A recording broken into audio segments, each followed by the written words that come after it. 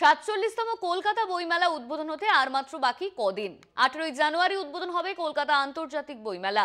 কলকাতার একটি 5 তারা হোটেলে সেই সংক্রান্ত সাংবাদিক বৈঠক করেন publishers and book sellers guild. এইবারে বইমেলার প্রধান অতিথি হিসেবে মেলার উদ্বোধন করবেন রাজ্যের মুখ্যমন্ত্রী মমতা বন্দ্যোপাধ্যায়। বিশেষ অতিথি হিসেবে উপস্থিত থাকবেন ব্রিটিশ উপ high commissioner mister Alex Ellis CNG সহ রাজ্যের একাধিক মন্ত্রী ও অন্যান্য বিশিষ্টরা।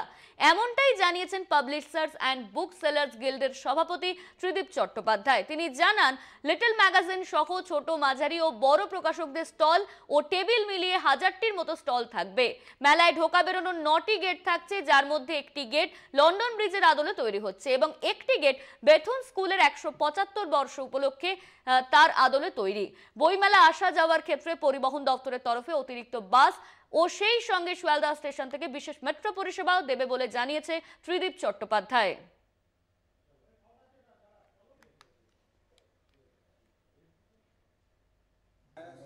Thousand stalls and little magazines.